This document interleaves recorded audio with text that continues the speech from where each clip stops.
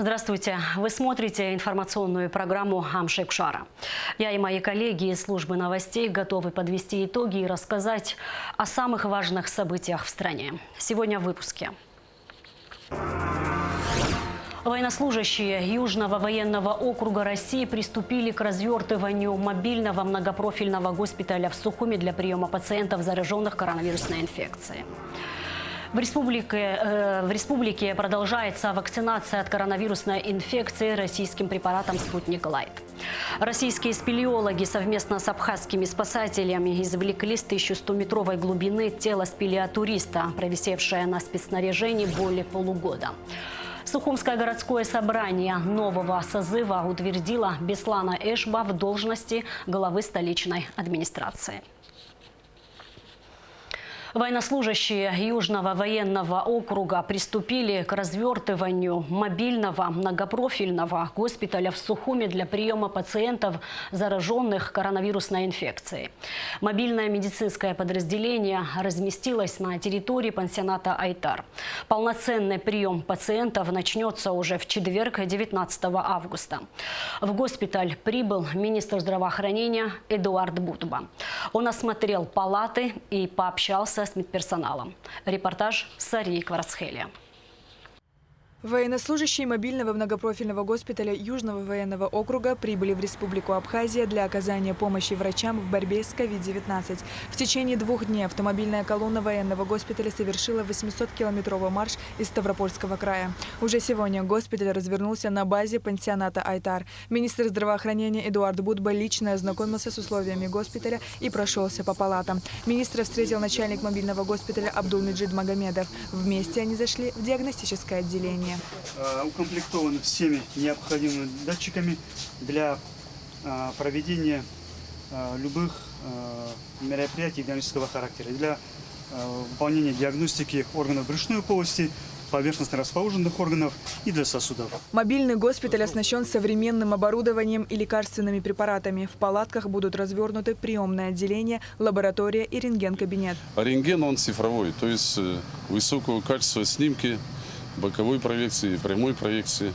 То есть тут быстро все организовывается, быстро распечатывается.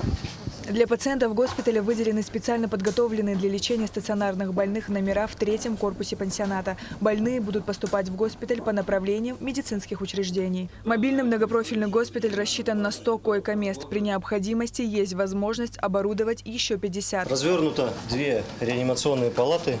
Имеется в наличии 6 аппаратов ИВЛ, развернуто 6 коек, имеется все необходимое для оказания помощи. Получается, на той стороне идентично, точно такая же палата. И посередине у нас кислородные баллоны отдельно протянуты, чтобы перебоев не было каждой койке. Кислородная точка. Кислородная точка. Для проведения лечебно-диагностических мероприятий госпиталь оборудован аппаратами искусственной вентиляции легких, мониторами интенсивного наблюдения пациентов, рентгенографическими аппаратами, аппаратами УЗИ. А это, пойдемте, лаборатория клиническая и лаборатория, где мы непосредственно ПЦР-диагностику проводим. Вот лаборатория. 2 врача у нас, специалисты. Ну да, вот анализаторы практически они все стоят на столах. Документация, холодильник, где биоматериал будет храниться. Подготовлены отдельные въезды для машин в госпиталь и на стоянку, где будет располагаться спецтехника. Кроме того, для военных медиков оборудовали отдельный пищеблок и прачечную, чтобы исключить любые контакты персонала пансионата с госпиталем. В составе медперсонала 27 врачей и 74 человека из числа среднего и младшего персонала. Еще раз, в очередной раз хочу сказать огромные слова благодарности руководству Российской Федерации, руководству Министерства обороны Российской Федерации и всем, кто принимал участие в том, чтобы в сложный момент, когда Абхазия в этой борьбе с коронавирусом, российская помощь, она очень необходима и востребована. Еще раз хочу сказать слова благодарности всему коллективу вашему. Спасибо всем. Я с уверенностью хочу выразить слова благодарности Республике Абхазия. Почему? Потому что мы уже 2-й раз в республике находимся. Могу сделать выводы и сказать прямо в эфир, что люди гостеприимные, таких людей, как проживают в Абхазии, я первый раз увидел. Условия нам создали комфортные. благодаря таким прекрасным, комфортным условиям мы работали долгое время. Поэтому сейчас тоже могу сказать, что врачи, медперсонал, который приехал в Республику Абхазия, опытные, которые прошли курсы обучения в Санкт-Петербурге, в Москве, люди готовы в любую минуту, круглые сутки находиться на рабочем месте ради больных и оказывать медицинскую помощь. По словам Абдулмеджида Магомедова, госпиталь будет оказывать помощь Абхазии, пока она будет необходима. Медперсонал разместят на госдаче рядом с пансионатом Майтар. Ранее, в период с 20 октября 2020 года по март текущего, военные и врачи медицинского отряда уже выполняли задачи по оказанию помощи населению Республики Абхазия. Тогда медицинскую помощь получили порядка 4000 жителей республики. В лабораториях полевого госпиталя было проведено свыше 18 тысяч различных клинических исследований, в том числе более 5000 ПЦР-тестов и 2000 обзорных рентгенограмм грудной клетки. Сария Кварцхеля, Ильдар Дамиров, Абхазское телевидение. Премьер-министр Абхазии Александр Ангва встретился с начальником мобильного многопрофильного госпиталя Минобороны России, развернутого в Сухуми, Абдулмеджидом Магомедовым. Глава правительства поблагодарил Магомедова за оперативность развертывания госпиталя и подчеркнул, что участие военного медицинского подразделения в преодолении возникшей эпидситуации является существенной поддержкой. Абдулмеджид Магомедов, в свою очередь, выразил благодарность за помощь в организации транспортировки оборудования госпиталя и отметил, что в этот раз технические возможности лаборатории и личный врачебный состав госпиталя усилены. Это позволит уменьшить нагрузку на центральную ковид-лабораторию и лечебные учреждения страны. Рад вас видеть. Как вы? Спасибо. Приездом. Спасибо. Очень приятно вас. Совместно, вместе, я думаю, добьемся успеха, народу окажем ту помощь, ту медицинскую помощь, в котором они нуждаются. Уверен, что проблем у нас никаких не будет. Ну, возможно, условия пребывания для личного состава немного хуже, чем в прошлом году. Но мы по поручению президента постарались тот необходимый минимум, я бы сказал, а может быть и даже и повыше, обеспечить. А по ходу уже вашей работы здесь мы любые возникающие вопросы будем решать оперативно. Профессионально будем подходить к каждому вопросу, который будет возникать. Я думаю, как в прошлый раз, взаимодействие с Министерством обороны, которое было на высшем уровне, и с Минздравом справимся, комфорт нашим больным создадим. Наши средства массовой информации часто информируют наших граждан о том, сколько вы приняли в прошлом году пациентов. Это было чуть более 450 человек амбулаторно, более 3700 человек в целом прошли через ваших врачей, ваших военнослужащих, и отзывы всегда были очень хорошие.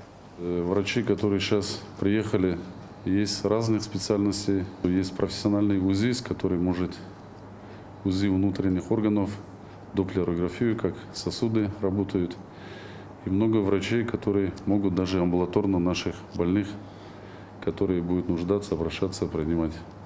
ПЦР можем и городу помогать, больницам, так как нагрузка большая. Я знаю, что это колоссальный труд. Я думаю, подключимся, нагрузку снимем, чтобы люди максимально могли сдавать анализы и ПЦР-диагностику в плане обследования увеличим.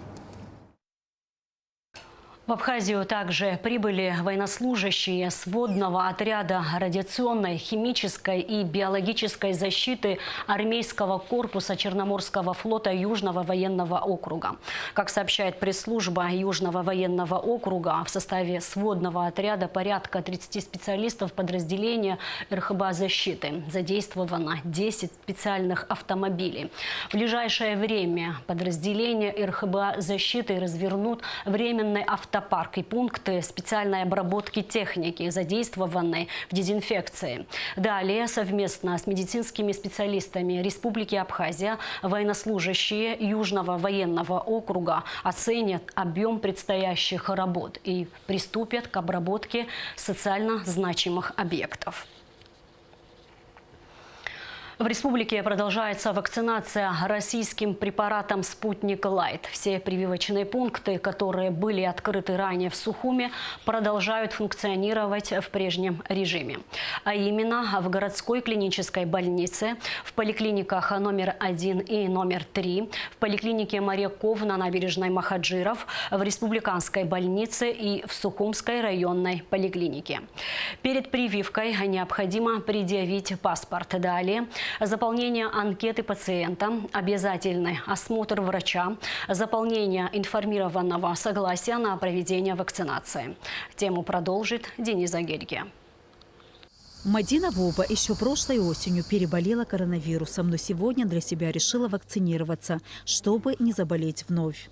Вы тяжело перенесли? Если честно, нет. Легко, дома спокойно, но, если честно, все равно чувствовалась слабость и некомфортно, конечно. В Сухумской городской поликлинике в день принимают до 40 человек. Здесь запись ведется заранее по телефону. И по словам участкового врача, людям долго не приходится ждать. В течение 3 дней их вызывают на прививку. В кабинете заполняется анкета с данными пациентов. Есть и рекомендации. Мы полностью собираем анамнез, то есть чем болел, когда болел, были ли контакты с ковидными, за какое время был контакт. Допустим, человек общался и выявилось, что из его окружения кто-то заболел ковидом и не прошло 2 недели. Таким мы, то есть, не советуем вакцинироваться, ждем. Есть люди, которые уже переболели.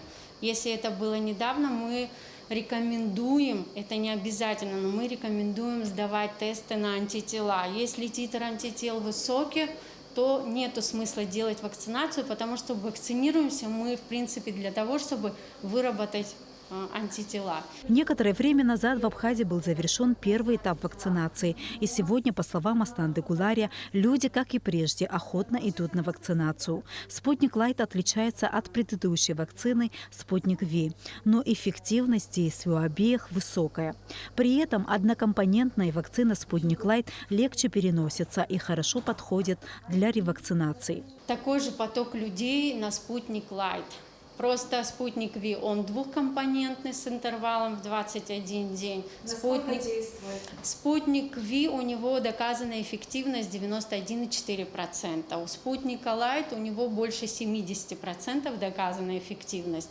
Иммунные ответы у «Спутника Лайт» от 4 до 5 месяцев максимум, у «Спутника Ви» до 2 лет. Но «Спутник Лайт», он рекомендован и для ревакцинации, и людям пожилого возраста он больше подходит, потому что он легче переносится. Людям с отягощенным анамнезом, то есть у кого есть в анамнезе онкологические заболевания, им он тоже больше подходит, потому что легче переносится. Как говорят врачи, за все время вакцинации никто не обращался с жалобами на тяжелые последствия прививки. У медиков с пациентами есть обратная связь. Однокомпонентный «Спутник Лайт» делается 1 раз, антитела вырабатываются в течение месяца. Анализ на наличие антител перед вакцинацией берется по желанию, но это не бесплатно.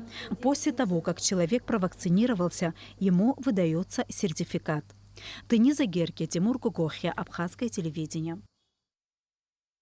Премьер-министр Абхазии Александр Ангва принял делегацию Министерства сельского хозяйства России во главе с директором Департамента растениеводства, механизации, химизации и защиты растений Романом Некрасовым. Делегация находилась в республике с однодневным визитом для безвозмездной передачи вспомогательной агротехники абхазской стороне. Участники встречи рассказали главе правительства, что 17 августа передали Институту сельского хозяйства Академии наук Абхазии 53 единицы техники для развития питомниководства, среди которых мини-тракторы, плуги, гидравлические прицепы, культиваторы окучники и другие. Реестр технического оборудования и машин утверждался ранее в ходе межведомственных переговоров. Некоторые единицы были изготовлены специально для этой поставки под нужды абхазской стороны. Помощь оказана в рамках межправительственного сотрудничества по развитию агрокомплекса Абхазии. Александр Ангваб поблагодарил представителей Минсельхоза России, подчеркнув, что при тесном взаимодействии с давних пор удается решать множество задач.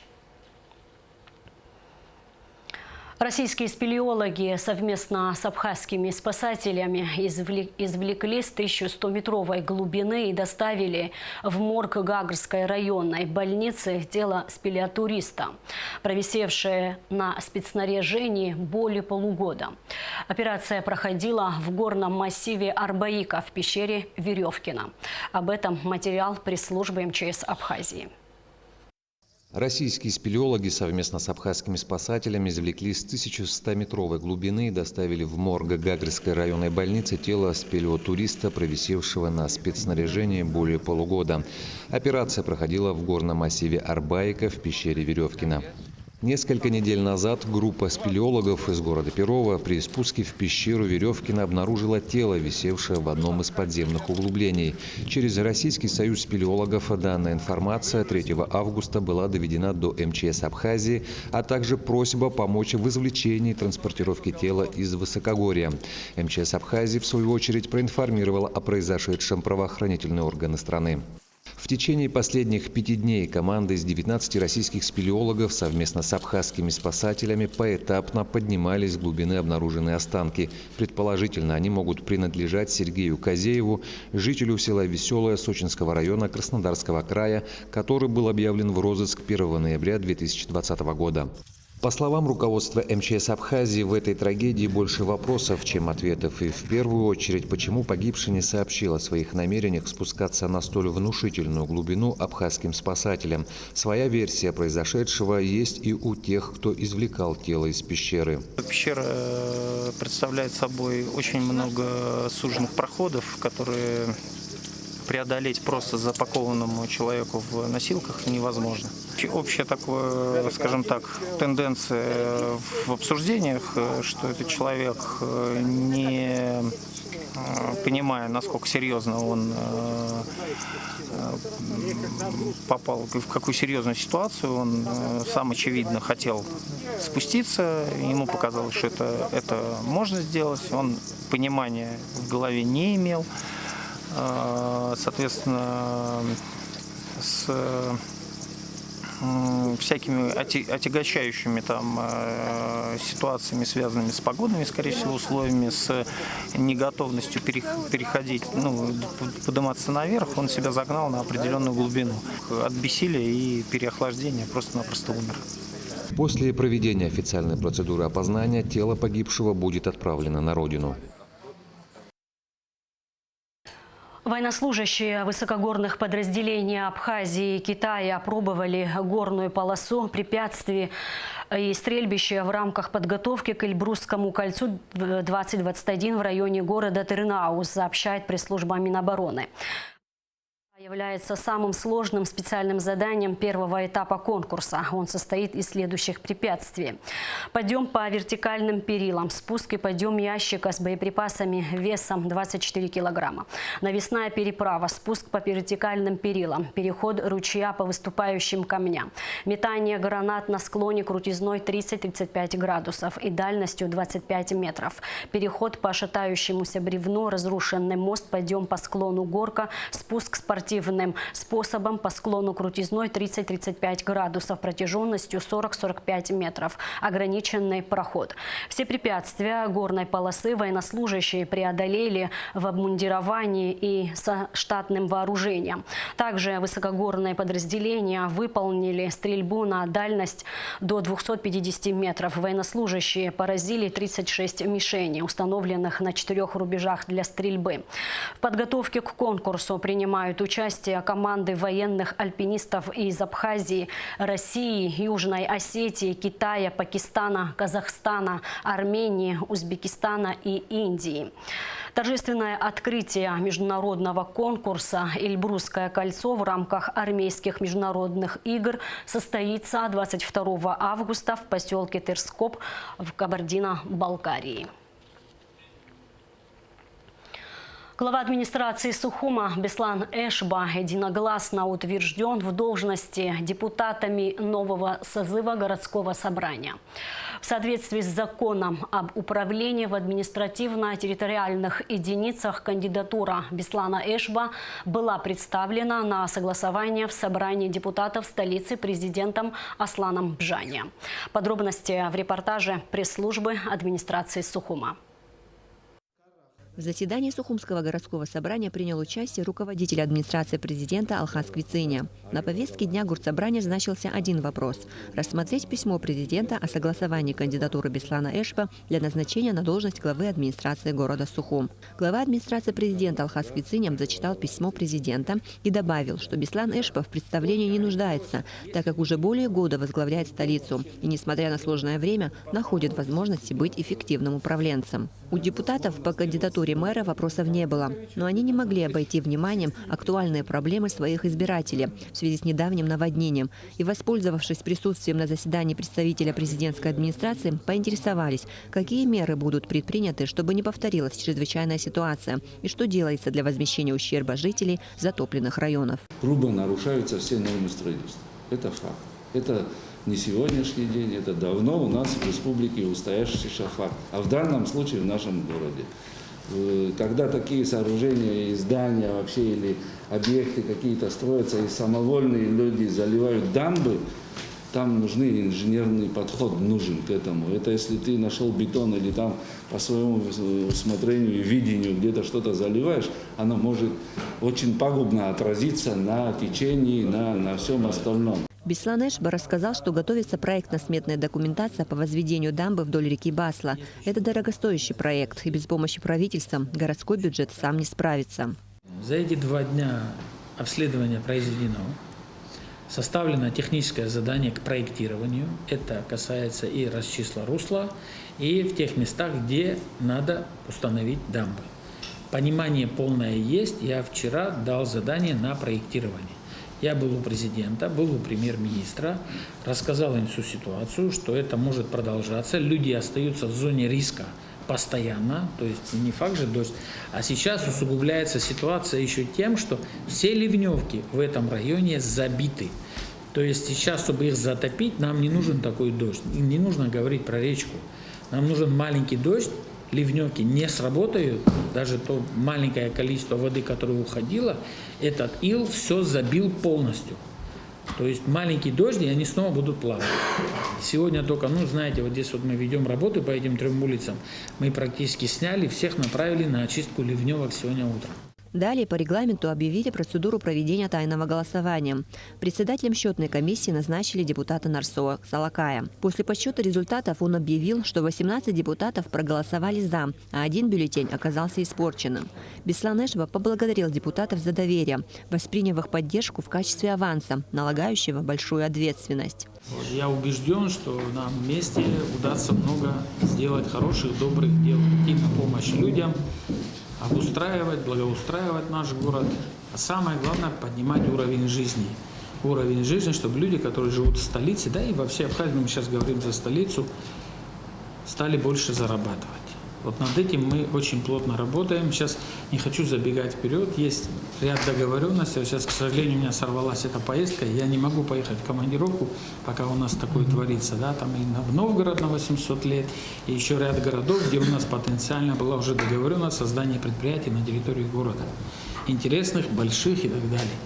Здесь надо поднимать экономику, иначе мы с вами бюджет не увеличим. Поэтому очень много мыслей есть по этому поводу и вообще по улучшению жизни в городе. Глава администрации президента Алхас Квициня выразил надежду на плодотворное и эффективное сотрудничество горсобрания и мэрии. По его словам, в рабочем порядке разногласия неизбежны, но именно они помогут принять консолидированное решение на благо жителей Сухума. Амрамич Алексея Гухава, пресс-служба администрации города Сухум. Ежегодно 18 августа отмечается один из самых молодых праздников – День географа. В России он был учрежден в 2019 году по инициативе Русского географического общества, чтобы привлечь внимание молодежи к изучению Земли. География – одна из древнейших наук. В настоящее время во всем мире растет роль географии как научного инструмента экономического, социального и духовного развития, а профессия географа становится одной из самых востребованных. В нашей стране специалистов готовят в Абхазском государственном университете на биолого-географическом факультете по направлениям география и туризм. Студенты-географы обучаются 4 года по программе бакалавриата. Ежегодно мы выпускаем географов, которые работают в дальнейшем, находят свою реализацию своей профессии именно как школьные учителя. У нас очень много выпускников именно работают в школах, в различных институтах научно-исследовательских, например, в Государственном комитете экологии, в Рицинском реликтовом национальном парке. Наша кафедра проводит и большую профориентационную работу по ознакомлению с тем, чему они будут обучаться у нас, и теми возможностями дальнейшими, которые имеет географ. Но, тем не менее, есть некоторые проблемы именно с количеством поступающих, именно с абитуриентами. Год на год не приходится, в пределах 12-15 человек, как правило, мы набираем группу. А при Абхазском государственном университете в 2011 году по инициативе ректора Олега Алексеевича Гварамия было организовано географическое общество при нашей кафедре, и возглавляет это общество Инга Васильевна Таня, доцент, кандидат географических наук. Фактически это весь коллектив кафедры географии, сотрудники биолого-географического факультета, студенты, учителя средних школ. То есть участников много этого общества. И периодически географическим обществом нашей кафедры организуются различные мероприятия. Совместно с Рицинским географическим обществом, Рицинским национальным парком организуются различные экспедиции, научно-исследовательские экспедиции, в которых принимают участие и как раз-таки наши студенты. В этом году мы открываем магистратуру. Магистратура, профиль подготовки физическая география и ландшафтоведение. Это будет очень важно, это вообще очень важно и полезно для наших географов, потому что они получат такое полноценное образование. А сейчас прогноз погоды. По сообщению Гидромедцентра, 19 августа в Абхазии ожидается облачная погода с прояснениями. Со второй половины дня местами пройдут кратковременные дожди и гроза. Температура воздуха ночью плюс 17-22, днем плюс 26-32, температура морской воды плюс 27 градусов.